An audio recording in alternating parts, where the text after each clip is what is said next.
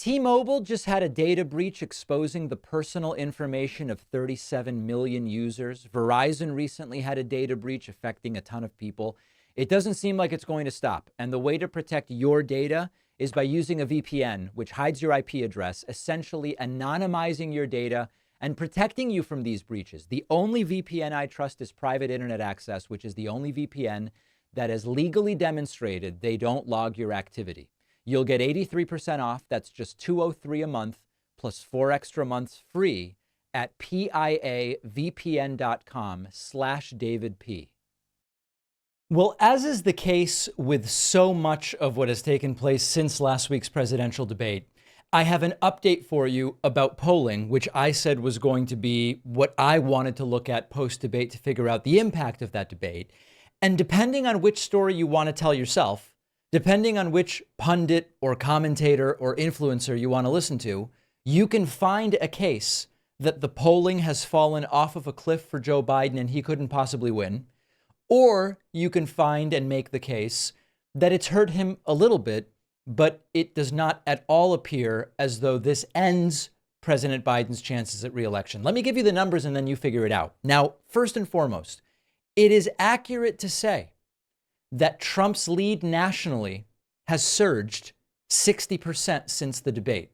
Where do I get those numbers? Well, the Real Clear Politics polling average going into the debate was a 1.5 percentage point lead for Trump, and it is now a 2.4 percentage point lead for Trump, an increase of 0.9 of a point going from 1.5 to 2.4. That is indeed our arithmetic savants will be able to confirm an increase in the size of the lead of 60%.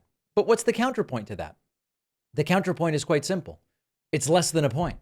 The margin of error in the vast majority of the underlying polls is somewhere between 2 and 4 or 3 and 5 percentage points. The fact that this was arguably the worst debate performance in, decades? And it has only cost Joe Biden 0.9 of a point, some of which he may recover between now and November. Maybe it's not that bad. And again, a lot of this right now truly is about the story that people want to tell themselves. I think the reality is not particularly cut and dry. Another data point, just so we have it. Going into the debate, we looked at, and I reported to you, that the 538 election forecast had it at 50-50. With 100 election simulations done, Biden came out ahead in 50 of them becoming president. Trump came out ahead in 50 of them becoming president. Those numbers have shifted, but they've shifted to 52 Trump, Biden 48. So we went from 50-50, the worst debate performance in decades. It is now 52-48 Trump. So it really does depend on the story you want to tell yourself. Now, let me mention one other thing, and this, maybe is less positive, which is that there has also been an uptick to Trump's lead in at least some of the critical swing states. So we look at the average in Arizona, you see a little bit of an uptick for Trump from low 48s to high 48s. You look at the state of Nevada. Actually, in Nevada, things look perfectly fine for Joe Biden. You look at Wisconsin and you see it's basically flat. Michigan, you see Trump getting a little bit of a pop, but not much. So if you want to make the most negative possible case for Trump's chances, it's, 60% lead extension here for Trump, getting an important boost, modest but important boost in some swing states. If you want to make the opposite case, it's Joe Biden has suffered as much as he's going to suffer from this. He lost 0.9 of a point, and it is all potentially uphill from here. What do I think? I really don't know. And to be perfectly frank, I think we need another week or two of polling to really be able to say more definitively the direction that this is going. So that's where we are as far as the polling goes. What about Trump's sentencing, which we were expecting in about a week? Let's now discuss what some are saying is the best possible news for Trump about criminal sentencing. And others are saying, well, hold on a second. This may not be so good. The judge in Donald Trump's hush money trial, Juan Merchan, has delayed Donald Trump's sentencing. Trump's sentencing was scheduled for next Thursday, July 11th. It has now been rescheduled at least until September 18th. Why has this taken place? Because the court needs time to assess whether the Supreme Court's recent decision alters the context or parameters of sentencing a president, a former president in this particular case, for actions taken while and after he was president of the United States. Now, there's a couple of really interesting aspects of this to consider. First is, who does this benefit? There are those who say this is great for Trump. It's going to be delayed at least until the 18th of September, maybe even longer. He may not even be sentenced before the election. Okay.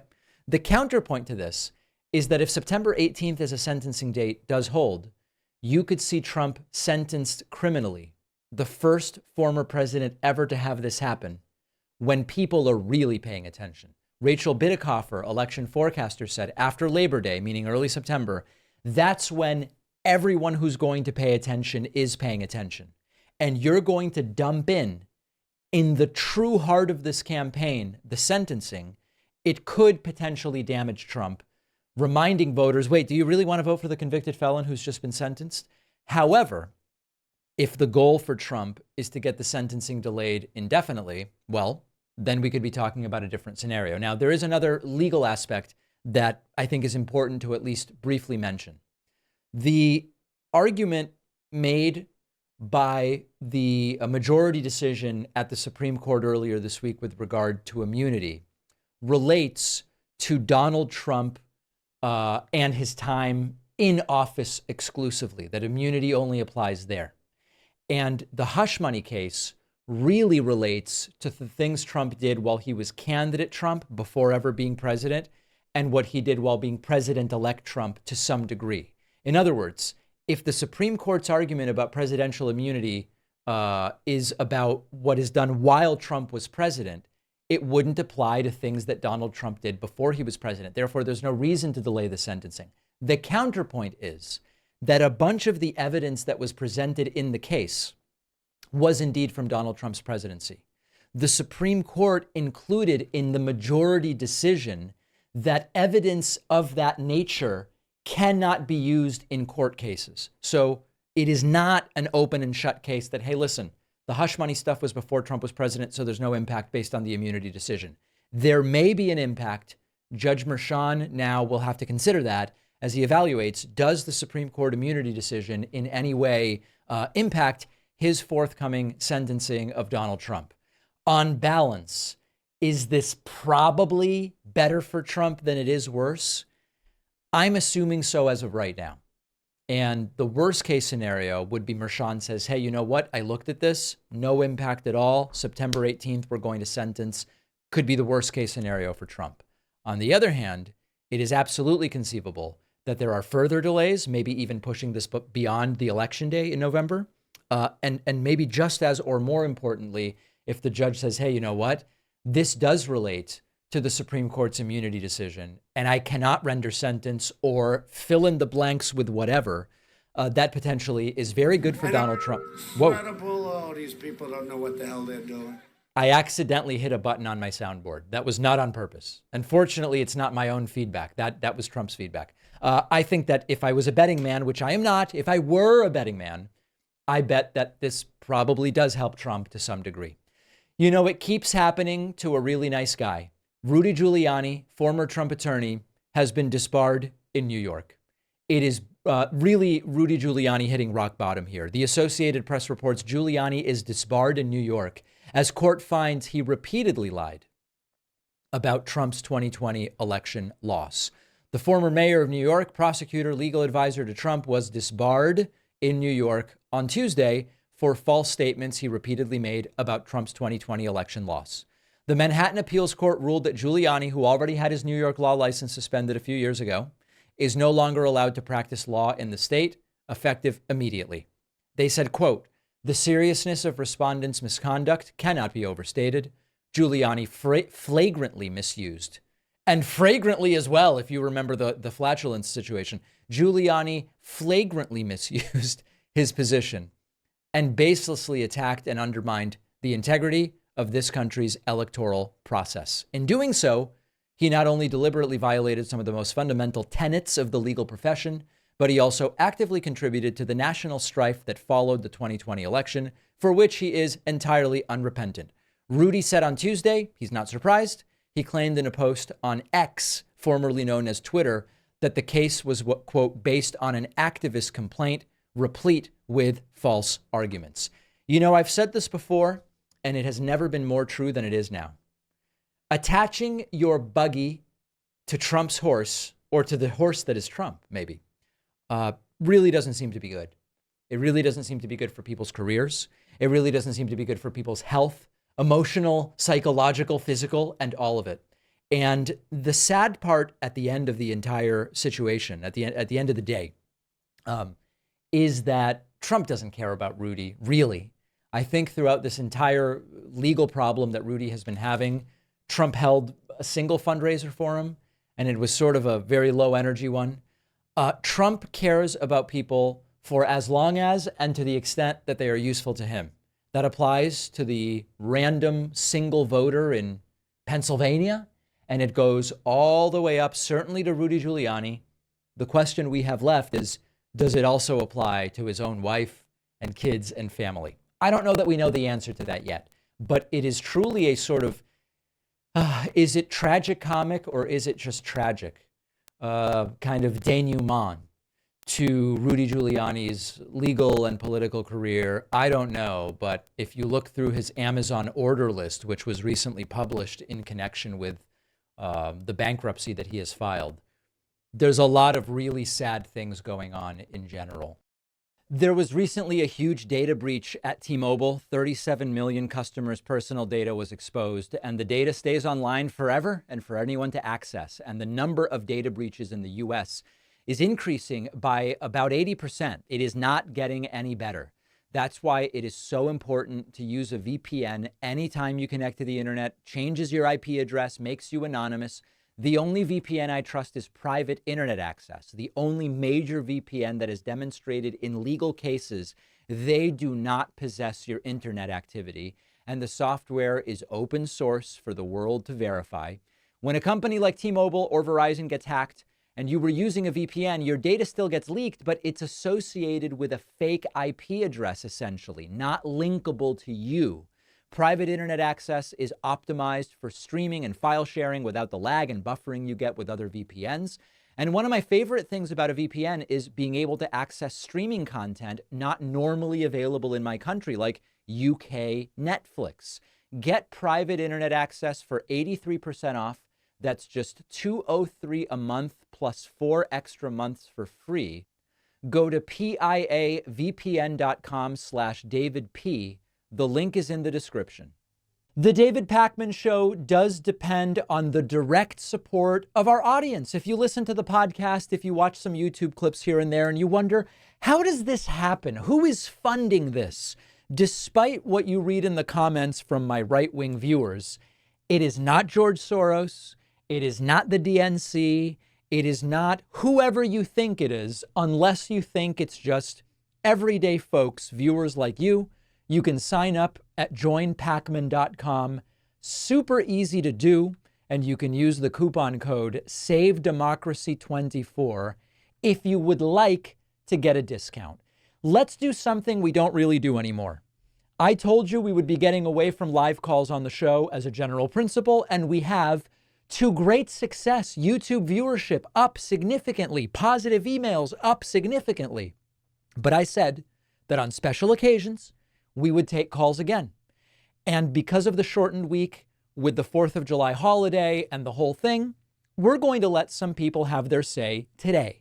Please make me proud. Let's see if we can, I don't know, not suffer through these. We will start today. And by the way, we do these on Discord. You can find our Discord at davidpakman.com/Discord. Ben from New York, welcome to the show. Please save us on the eve of this 4th of July. All right, now you're on the air, my friend. Welcome. Oh, very good. Okay, you can hear me. My question is just, I wanted to hear your thoughts on the impact, if any, of yesterday's decisions on what you think electorate, on voters. I think it definitely changed things a little bit, and I wanted to hear your thoughts on that. Which decisions are you referring to, Ben? Well, specifically the immunity decision. Sorry, when I From say the yesterday's, Supreme this Court week's you're decisions. talking about. Yes, I apologize. The Supreme Court decisions, particularly regarding immunity, and how there's not concern, it doesn't seem, with Biden now governing as president under these new decisions. And I think there's a lot of concern about what Trump would do. And I wanted to hear if you thought this could actually impact voters or swing voters in any way based on what you've seen. Well, if voters support democracy and value the institutions of democracy that we have here, this decision should get them to say, holy hell, there is no way I'm voting for Trump or staying home now. Because we now have opened the door, and Trump's lawyers are already doing it, Ben, for them to argue Trump trying to steal the election was all an official act and therefore protected by immunity. It is extraordinarily dangerous. I hope that everyone who sees these decisions will say two things. Number one, am I going to help Trump get reelected, whether it's by staying home or voting third party or whatever? I hope the answer is no. But importantly, if indeed Trump can justify that the fake slates of electors were an official act, that inciting an insurrection was an official act, that all of it was official and he can't be prosecuted for it, what is to stop Biden from ordering the imprisonment or assassination of Trump and saying it is an official act for the purposes of national security? And what they say when you confront them with that, Ben, is they go, oh, you slippery slope people. That's crazy. That's crazy. But they don't substantively address it. So I think it's terrifying, and I hope people get out and vote. Agreed. Thank you. All right, Ben, thank you so much. Great to hear from you. We are, let's see here. Why don't we go to, is it Adrian from San Francisco? Adrian, welcome to the show. What's on your mind today? Hi, David. Can you hear me all right? Yes, I can. Excellent. Well, thanks for having me, David. I have, if you don't mind, I'd like to be a little bit mean today. Okay.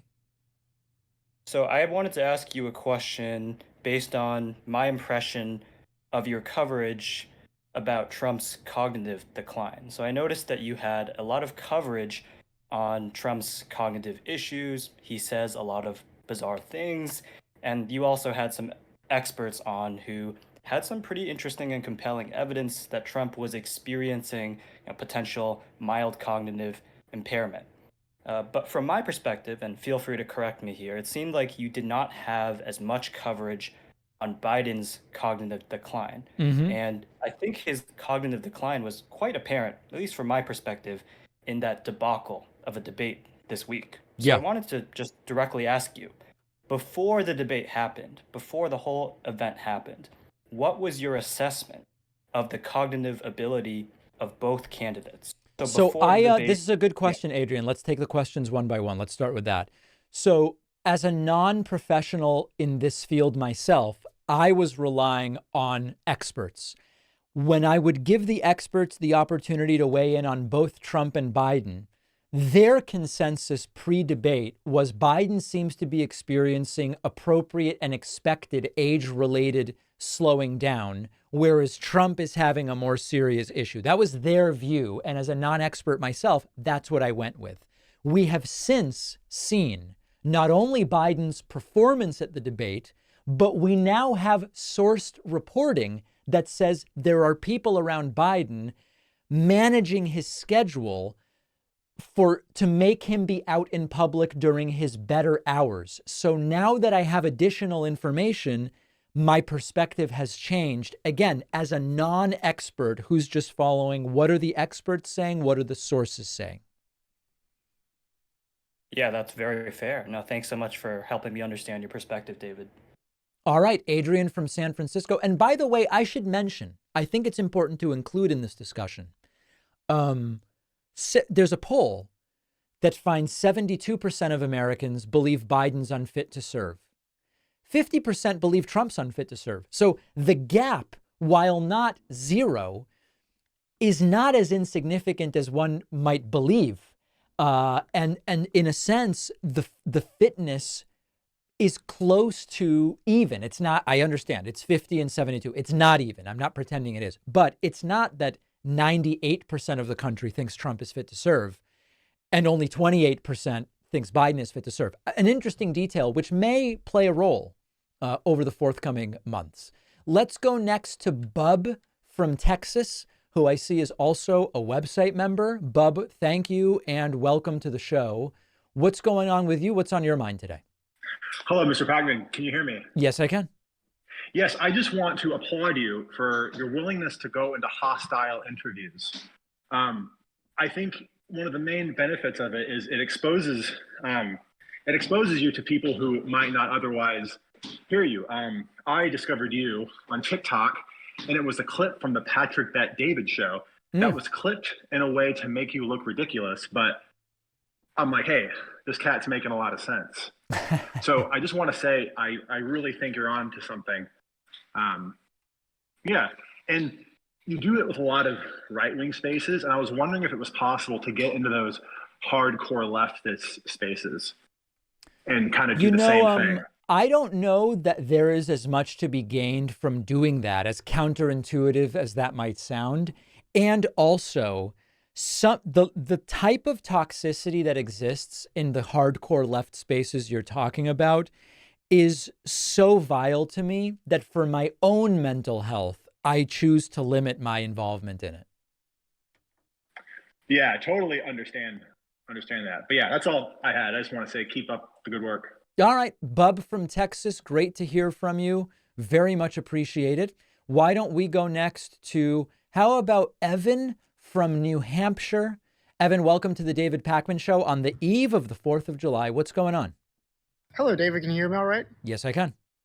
Thank you very much. I've been on before, so thank you for letting me on again. Pleasure. I just wanted to ask you, in more of a reflection on the past couple of years, or really since Donald Trump has been elected, how do you think the show has changed and you've changed as a person doing this work?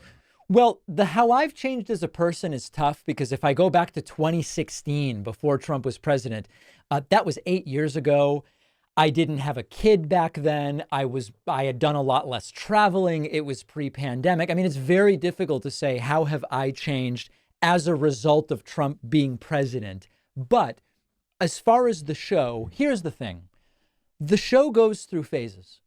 And the phases are, generically, the side we support is in power, and then the side we support is out of power. It happened with Barack Obama. It happened with George W. Bush. It happened with Barack Obama. It happened with Trump. It's happening with Biden. It may happen again with Trump.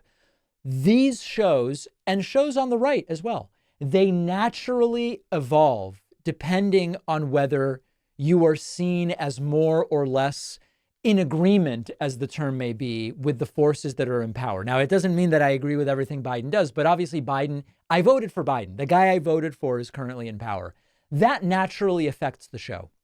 And in addition to that, I think one of the biggest influences on the show over the last couple of years has been what I see as a legitimately growing threat from the possibility of 4 more Trump years that simply wasn't there in 2012, for example, when it was Obama versus Romney.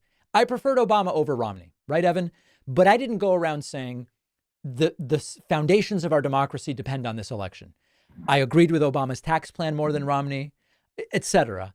But there is a different feel to what's going on right now. And I think that naturally affects the show. Yeah, I've definitely, I started watching you, 8 years ago after 2016 was out. I was still in high school. And so it's been interesting following you this whole time. I've definitely noticed, I really enjoyed how you supported Luke Beasley and seeing his show pop up, because I think you talked about that, where the right wing invests like millions of dollars into, building up these influencers and whatnot. Oh, yeah. And I really appreciate that. I mean, between you and Luke, building up Luke's channel as well, I think that's really great. And you should keep doing that, supporting left wing talk shows and other influencers that are really trying to make a difference out there. We will do it, my friend. Thank you. All right. Have a lovely day. Thank you very much. All right. There goes Evan from New Hampshire. Let's go next to Eric from Denmark, one of my favorite places I've visited. Eric from Denmark, welcome to the show. Hello. Can you hear me? Yes, I can. Great. It's great to be back. I think I was back here last almost 2 years ago when I just started in the Army. I wanted to ask you in regards to the issue right now that a lot of us are facing is the potential of Trump obviously coming back into the White House again. And I think that threat has become significantly higher after the last debate. And I'm wondering, how do you think the US's relationship to many of its traditional allies will be affected by another extra 4 years of Trump in the White House? I think it'll be more of what we saw during Trump's first 4 years, which is that we will be increasingly alienated from and ostracized by our traditional democratic Western allies under Trump. Opinion of the U.S. will decline as it did the last time under Trump. And that Trump will then, because he's so enamored with them, continue to cozy up, for lack of a better term, to the autocrats and the authoritarians and the dictators, and to be enamored with their strength and fortitude and all of it. And I think big picture, Eric, I think it'll be a pretty serious humiliation for the United States if that were to happen. I largely agree with that. I also think another big problem is that the United States increasingly is being seen less and less as a reliable partner internationally, because it seems like now, when it comes to foreign policy, there is no United States any longer. It's entirely based on the whims of whomever is in power. Yes. And well, prior but to not Trump- equally. Let me add one thing to that, Eric. It is true, but it's not that Trump and Biden both are indifferent to the commitments the U.S. has made or whatever, right? I mean, it's true that Trump said, Iran nuclear deal, I don't really like it, I'm out, even though Iran didn't violate the deal. It's true that it was Trump who started to talk about, well, maybe not NATO, maybe we don't come to the defense of our allies, or with the Paris Climate Agreement, I'm out of that. So it is absolutely true that the U.S. is not a trustworthy negotiating partner with someone like that at the helm. But Biden is not like that at all. Biden does respect our commitments. Oh, I totally agree with you. And I mean, generally, I think that Biden, for instance, has been pretty okay on Ukraine. I do think he's been a bit weaker than what I would like. But the problem is that the United States, as it's viewed internationally, kind of is viewed as, swinging back and forth between radically different positions depending on who is in power. And that is something that's going to have really reverberating effects in the future. Even if Trumpism is soundly defeated, even after he wins, and in 2028 there's a big Democratic sweep, there will still be this lingering history of, well, can we truly trust the United States? And that's a really scary thing for many of us in Europe to kind of be confronted with, because of the war in Ukraine, because Ukraine's success in many ways also depends on continued American support. And if Trump goes in and he decides to just, cut off all aid to Ukraine, or God forbid, even try to pressure Ukraine into some type of quote unquote peace deal with Russia that will maybe freeze the conflict for another few years and then restart it in the future, a lot of us are going to be in deep crap. And I'm really, really worried about what kind of, reverberating effects that will have for the international alliances the U.S. has set up across the entire world. Also with countries like China eyeing Taiwan increasingly. I agree with you 100%, Eric. Thank you for making the point. Thank you. All right, Eric from Denmark. Let's go next to Straws from Idaho. Straws, welcome to the program. What's going on? Hey, David. I just love your show and everything. I had one question, why do you think that the cops and military are going to protect us from Project 25 and all the deportations and everything? I've not said anything about oh no, my own voice is feeding back on a delay, Straws. Okay. I've not said anything about the military or the police protecting us from Project 2025. I don't know what you're referring to. Oh, I just heard a couple times, when people were concerned about the Trump coming and all that you were well, hopefully the laws will stand and the police will kind of okay, I stop gotcha. whatever. That has nothing to do with Project 2025. What I said was, maybe it's naive, maybe it's idealistic, but I'm hopeful that if Trump loses and tries to steal it again, that our systems will be better prepared to repel that. I'm not convinced they will, but that's with regard to Trump and the election specifically, not about Project 2025. Okay, yeah, I just kind of wanted to bring that up. I appreciate it. All right, thanks so much. There is Straws from Idaho. Let's take a very quick break. We'll get back to the phones in a moment and hear from a few more people. Don't forget that the best way to support the David Pakman Show is by becoming a member, which gives you access to the daily bonus show, the regular show with no commercials. You also get access to our entire archive of every episode dating back a really long time and plenty of other awesome membership perks. Go to joinpakman.com, joinpakman.com. All right, let's go back to Discord. I know we don't normally do this anymore, but just because some people wanted it, it's right before a holiday. We're hearing from some folks via Discord at davidpakman.com/Discord. Let's go next to Carl from Boston. Carl from Boston, welcome to the show. What are you up to today? What's on your mind? Carl from Boston, you've been invited to join the show. Please accept. Hi, sorry, can you hear me? Yes. Hello? You're on the air. Can you hear me? Yes. Oh, you can. Okay, perfect. Hi, first of all, congratulations on your kid. That's awesome. Thank you. I was wondering what your take is. I was watching the debate live, and then right after it ended, there was breaking news, and they were saying a lot of the quote unquote like leading Democrats are probably thinking of like last minute pulling out Joe Biden and maybe putting in someone else. I don't know who it could be, maybe like Kamala, I'm not sure. I was just wondering what your thoughts on that. Do you think it would be a smart idea to do it this late in the race? So I've already given kind of my full take on this. I do not know the answer because keeping Biden has risks and replacing Biden has risks. But I take issue, Carl, with this idea of top Democrats replacing Biden. Biden has the delegates to be the nominee. The DNC rules are that those delegates are up to Biden to release. So this idea of taking it, listen, you can pressure Biden to step down. His family can. You can show him polling if that polling comes to be that says you're going to lose. I don't think we have that yet. But it is ultimately up to Biden. It's not up to Kamala Harris or Nancy Pelosi or Chuck Schumer.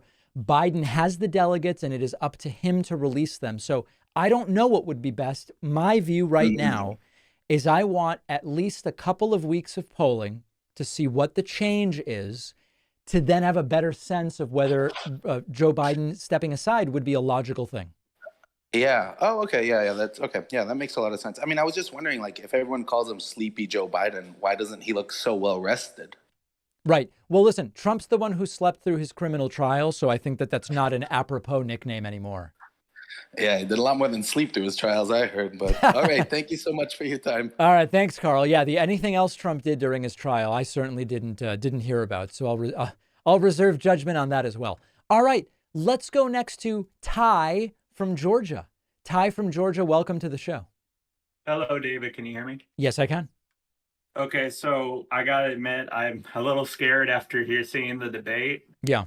I don't know. I'm kind of like, I really kind of wish they would have had a fact check person there, but I feel like even then they're just gonna believe whatever Trump says. So if you like, yeah, and the candidates, I mean, it was part of the agreement that there be no on-screen fact checking. If they don't even want on-screen fact checking, they're definitely not going to allow fact checking as part of the debate.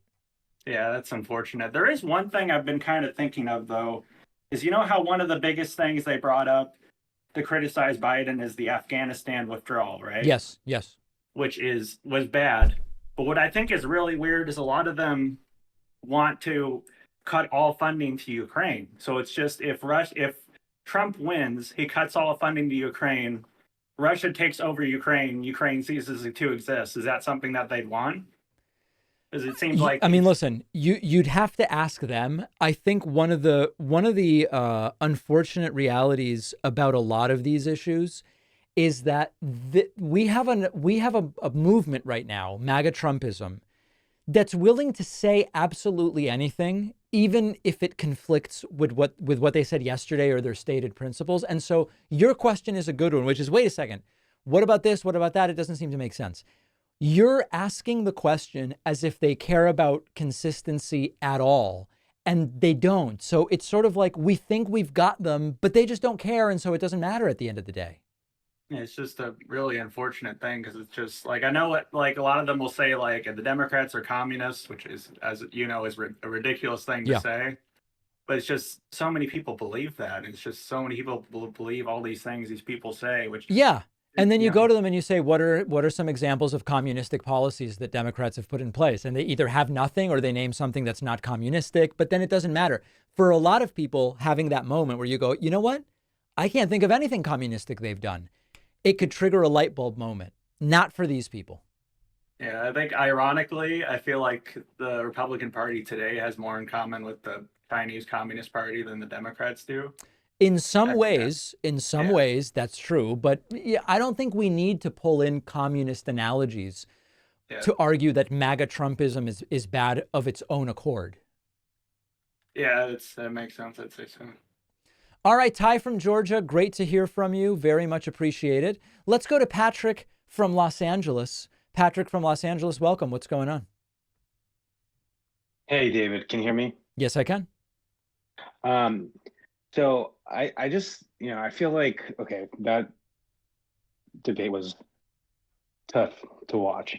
Yes. But I think that America has such a short attention span that it won't even matter, honestly. I mean, it had lower viewership than the last one. Correct. And I just think in general, like, we're so quick we want our quick, short 30-second videos. That is not something that most of the people are going to be watching. And I just think it's getting blown way out of proportion. And that's something that's unfortunate that the mainstream media glums onto. So it's possible that you're right. And as I've said, a poor debate performance doesn't change the underlying structure of the election with regard to the economy, incumbency advantage, basically the argument that Alan Lichtman lays out. So as bad as the debate was, I can't yet say for sure that it means Biden can't win, as crazy as it sounds to say. Yeah, I mean, it makes more sense that like the majority of the independents that are just like, hey, it's either democracy or no democracy.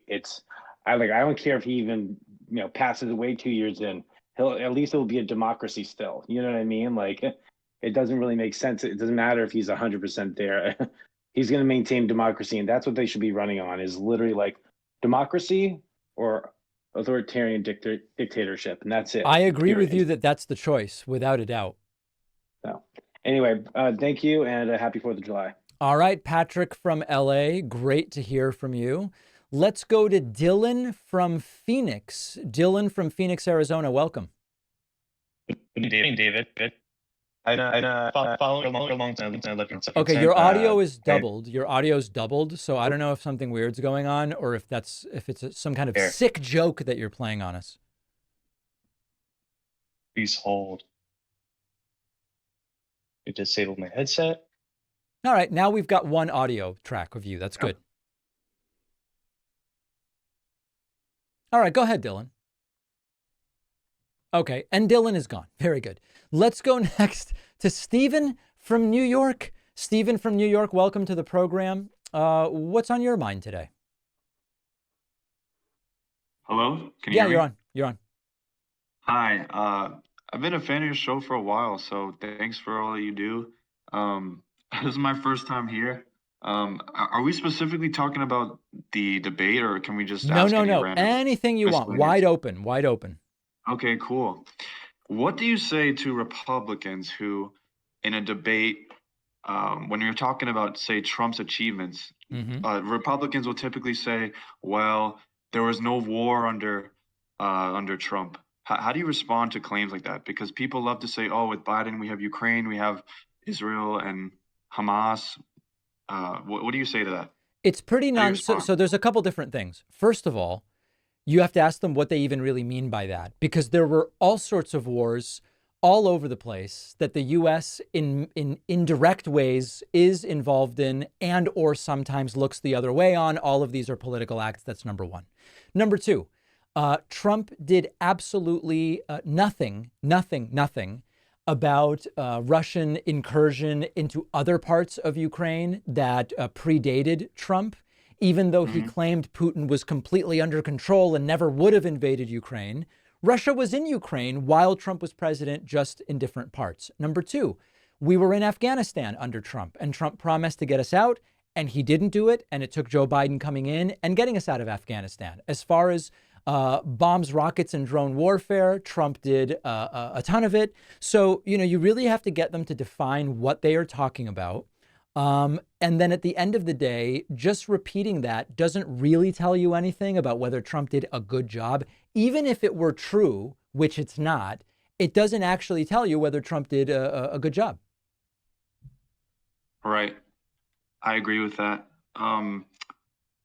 Another question I have is, I think a lot of well, Stephen, you know what? Let's keep it to one question because we have so many people waiting. Okay.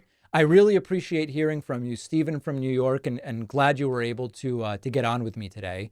Let's go to Aaron in Kyoto, Japan, also a website member. Aaron in Japan, welcome to the show, and thanks for your support. Please unmute yourself so that we can hear you. There we go. Yeah. How are you today, David? Doing well. I'm calling today with tears in my eyes because your interview with Royce White was purely magical, especially as a Minnesotan myself. Well, I appreciate that. Yeah, it got him into a little bit of trouble, I guess. Yes, that was fantastic seeing all that.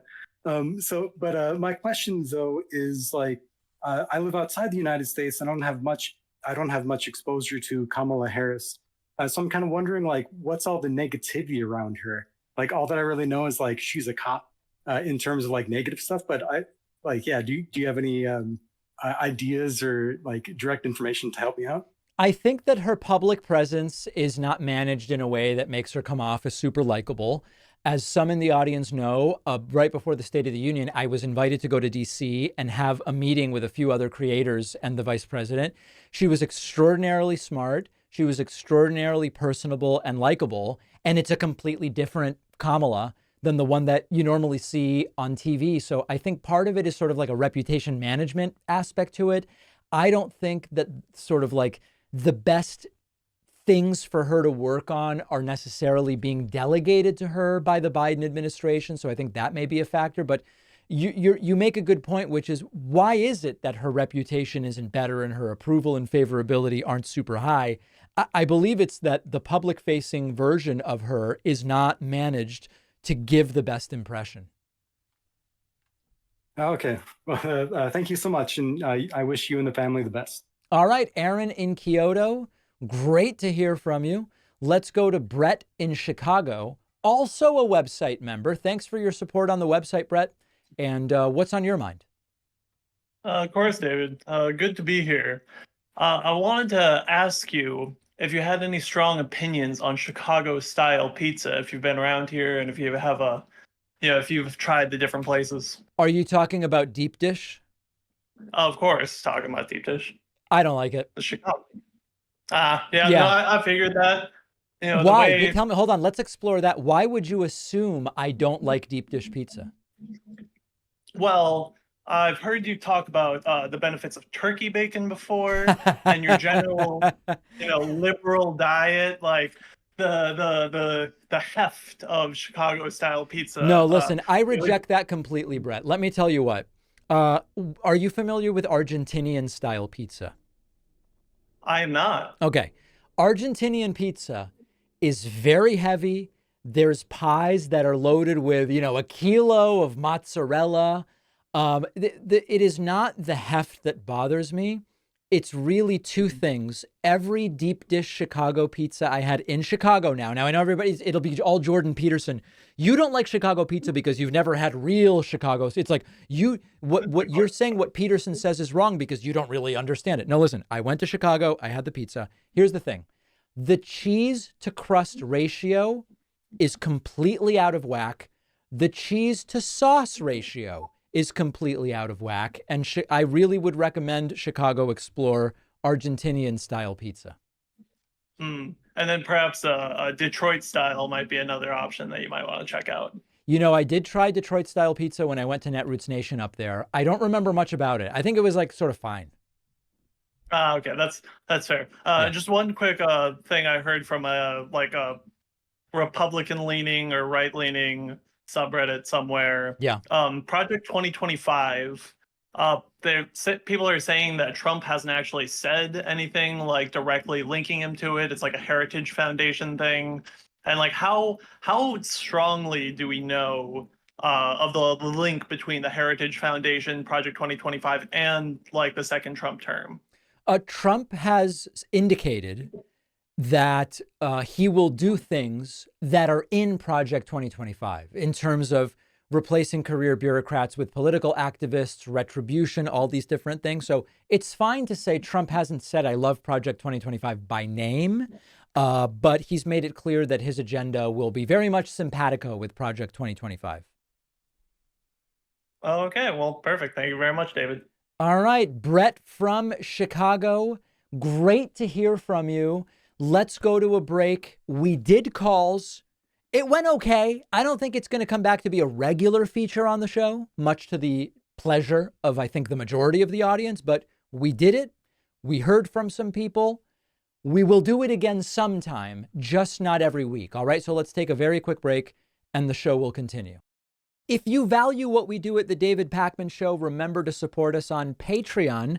Go to patreon.com/David Pakman Show, where you can get access to behind the scenes videos, the daily bonus show, the commercial-free daily show. You can support the show for as little as $2 a month. Check it out at patreon.com/David Pakman Show. All right, let's get into Friday feedback, even though it's not Friday because it's a shortened week. And so it's an opportunity to react and respond to what is on some of people's minds. Of course, you can always email info@davidpakman.com. And we start with Lee. Lee is very much unhappy with me and wrote in from the UK to tell me so. Lee says, in an email titled Clowns Fake News, Lee says, David Pakman, your opinion is not fit for purpose, and you should not been on TV. From UK resident with a brain and a nose for bull S. Now, in the future, we'll be able to say the full word when we're not on radio and TV. You know, it's a tragic, tragic thing to me that even people in other countries say, you know what I'm going to do with my day? I'm going to write to that guy in the United States who talks about politics. I've said before, I used to sometimes get mad and reactive when people would write me this stuff. And then I would really think about what must be going on in their lives that they choose to do this. And then I get sad and I end up just kind of feeling bad for these folks. That's where I land. Same thing would apply to Cleve. Cleve wrote to me about the topic lefty and says, David Pakman is such a smug, arrogant, condescending dolt. He can't even define what a woman is. Pathetic leftist. You know, they think it's a real gotcha to say, define a woman. Oh, you can't do it.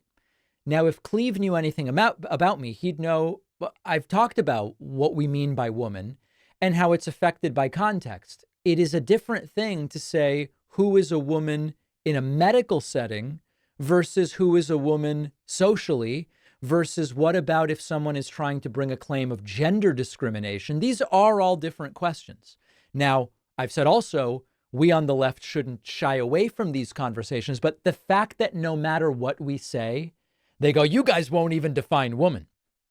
Have you listened to the many conversations I've had about this, including, for example, on the Trigonometry show?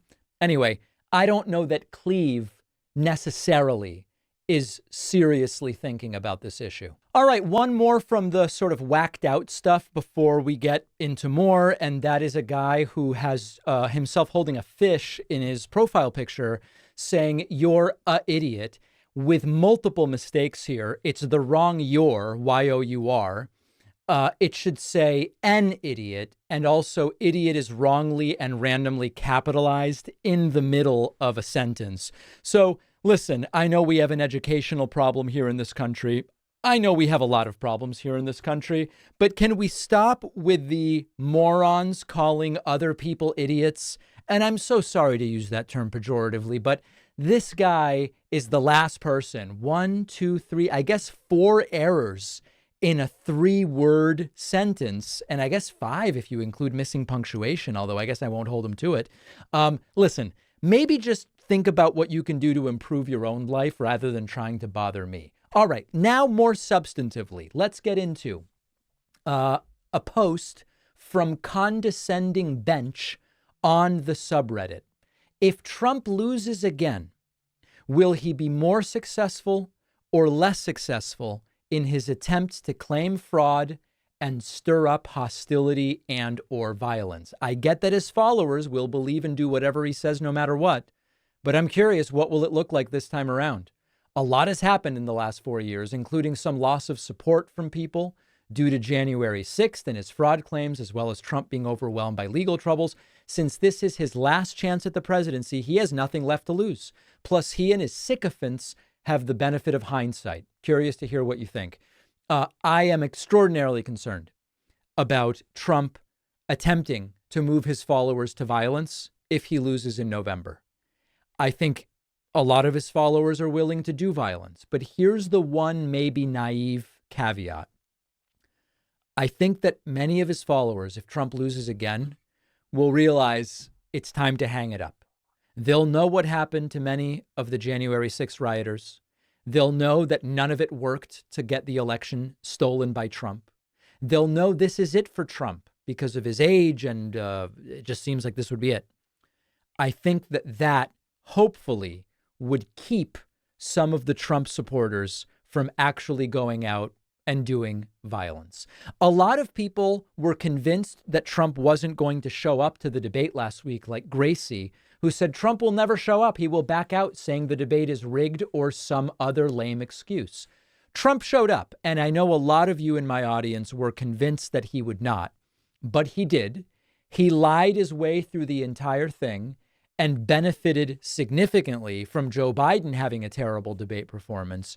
But he did show up. And to be frank, I think because Trump's perception is now that he did so well against Biden, I assume Trump will be excited for a second debate, the details of which are still being worked out. So he was there. He definitely showed up.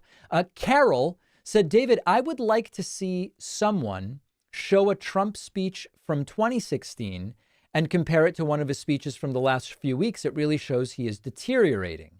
Margaret responded by saying, look at a major speech from each year starting in 2016 to see the dementia progression. Listen, there is no question that if you look at consecutive Trump speeches over the last 5, 10, 15, 20 years, he wasn't doing speeches 20 years ago, but TV appearances, he has deteriorated significantly. We have also now seen that Joe Biden, outside of the 10 to 4 working hours that the White House through Axios says are his best hours, has also experienced some deterioration. What Trump is experiencing and what Biden is experiencing are certainly different things, but there is no doubt that if you look at speeches of Trump's over time, it is a different Trump. It is a different Trump.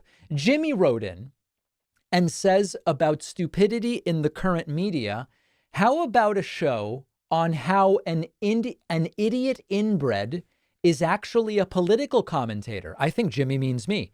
And the lowering of standards all across the board of the Soetora administration and his sidekick, criminal liar, pedophile schmo, Biden, how much did you have to blow they, producer, to get your show? Let me say this once and only once. I own the show. No one gives me the show, and there's no one person who can fire me. Now, everybody could stop listening. Everybody could stop watching and make it so I'm a guy in a room by myself, which is horrible, obviously, as you can imagine. But there is no person out there who gives me the show. And it's a very tired and lame narrative. Chris Howard writes, Trump is dominating the swing states that matter. I don't know what the purpose is of reporting national polls with Biden winning, since our electoral college is all that matters, and Trump has Georgia, Michigan, Nevada, Arizona, and Pennsylvania locked in. Trump will win in November. Chris, you're extraordinarily confident, and confident people have been wrong many, many, many times before. Write in info@davidpakman.com. Get the free, completely free Project 2025 white paper at davidpakman.com/Project 2025. And remember that you can get all of my children's books, including most recently, Think Like a Voter, a perfect book for an election year, at davidpakman.com/book. I will see you on the bonus show. I hope that you have a great 4th of July holiday, if you are doing anything for it, and we will be back oh so soon.